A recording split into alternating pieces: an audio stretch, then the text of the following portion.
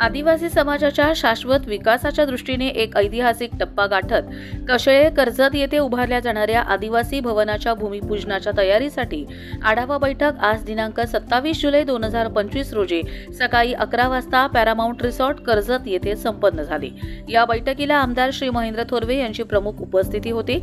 9 August रोजी जागतिक आदिवासी दिनाचे औचित्य साधून आदिवासी समाजाच्या अस्मितेचे प्रतीक ठरणाऱ्या या भवनाचे भूमिपूजन होणार असून यासाठी किमान 35 ते 40 हजार आदिवासी बांधव एकत्र येणार असल्याची माहिती बैठकीत देण्यात आली।